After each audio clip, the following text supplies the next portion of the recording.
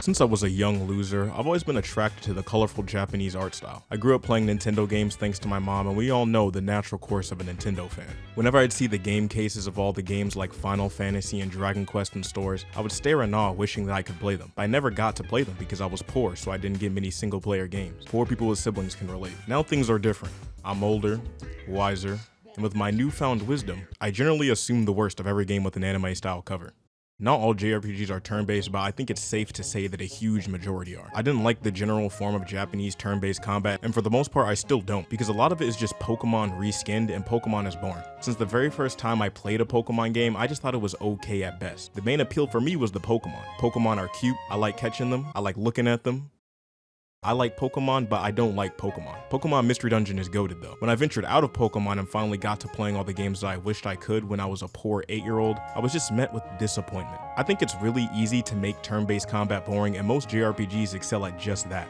A lot of the times it just feels like they used turn-based combat because it was the easiest way they could tell their 200-hour long story in game format. I'm sorry Final Fantasy fans, but I just can't do it.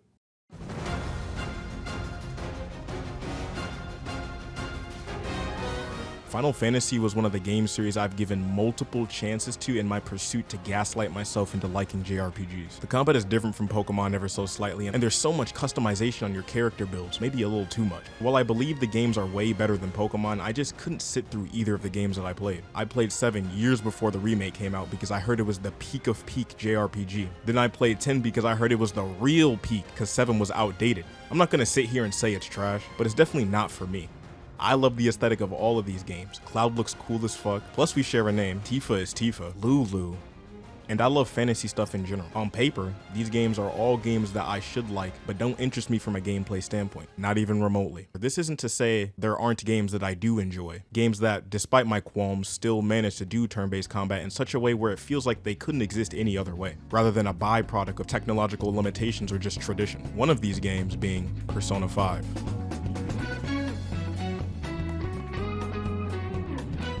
I've talked about Persona 5 a lot on this channel, but I don't think I've ever explained what I like about it from a gameplay standpoint, because I don't think I really understood myself at the time. There's the aesthetics, the music, etc., which I've gone at length about, but I haven't touched on the gameplay mechanics.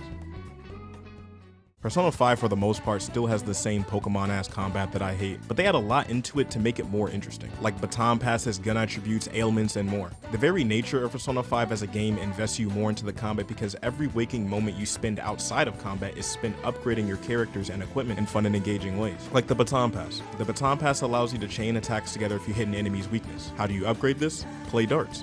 What an OP move that always downs an enemy no matter what? Go play games in an arcade with a kid. There's so many fun mini-games and little small menial tasks that are given new meaning by the fact that it's directly aiding your main quest. So when you go to do the dungeon crawling, it feels more fulfilling since everything you do is connected to the combat system in some way. It feels like you're learning skills instead of just gaining abilities, so they're more satisfying to use and integrate into your gameplay. Speaking of satisfying gameplay,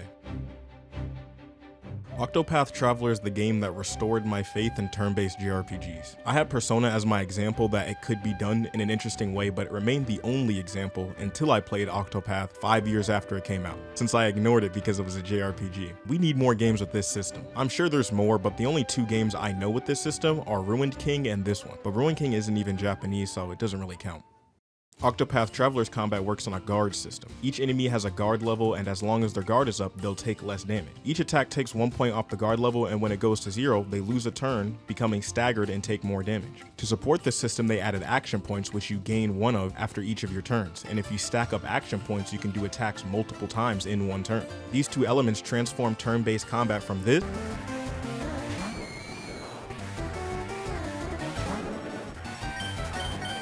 to this. What next?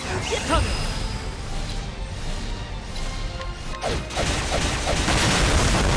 Each turn becomes more meaningful. Do I stack up action points or do I use my action points to break his guard so I can have another character do meaningful damage with their powerful attack? Or if you can't afford to take a hit, break their guard so they can't hit you, giving you a chance to heal and reset. There's more moving parts, it's more active, and I love it. That's not even to mention how good this game looks or the music. The story is kind of mid though, I just have to be honest. But I need more games with intentional turn manipulation. It's not something I see very often. If you know any games, please let me know.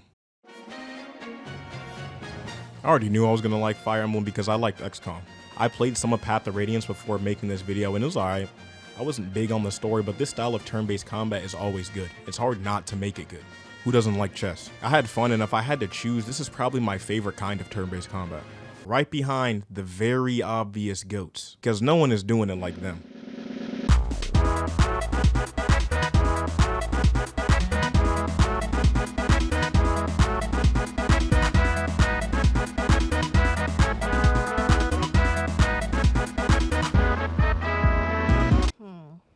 Good question. Luigi, he needs that extra attention. There are 3 things that make Mario RPGs untouchable games. 1, it's Mario, and everyone loves Mario. Even if they don't like the games, he's an iconic mascot. It's like not liking Kirby. How can you not like Kirby? 2, the base Nintendo package. I've heard Nintendo referenced as bare minimum Nintendo, but that's for things outside of their flagship titles, like Switch Sports. Every game they give a fuck about comes out with at least 8 out of 10 music and fire character design. Even Pokemon Scarlet, for all the flaws it has, had one of the best soundtracks of the year. The Mario RPGs are no different. Nintendo never disappoints with music, but we already know that. They disappoint us in other ways to balance it out. 3, interactivity. Something that is sorely lacking in most other JRPGs and why these games are the undeniable GOATs. Even taking it back as far as the very first Mario RPG, Nintendo was already ahead of its time, for real. And they know that, so they're re-releasing it. The first Super Mario RPG shares a lot of similarities with the games sharing its genre at the time. But did those games have this?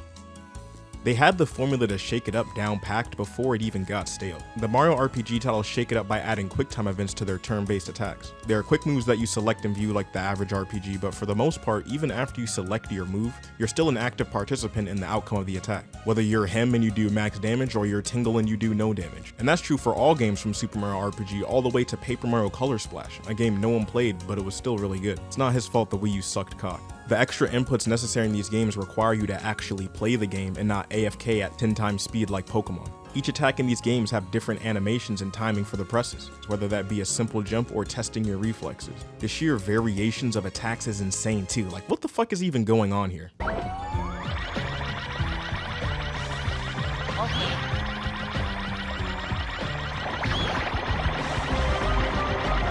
Not only did they pioneer this style, but with each game they make sure to add enough new elements so it doesn't get stale. This is the turn-based combat of legend. It's so good, majority of the time I don't even care about the story. But even then, sometimes I hit those out of the park. Thousand Year Door has the best of both worlds. And I have a little soft spot for Mario and Luigi Dream Team. My only question is, why aren't there more games like this? And if there are, I haven't heard of them. If there are games with interactive turn-based combat, why aren't they mainstream? Since 1996, Nintendo perfected turn-based combat, but they don't even care. Because Pokemon, which released in the same year, recycles gameplay that hasn't evolved much at all.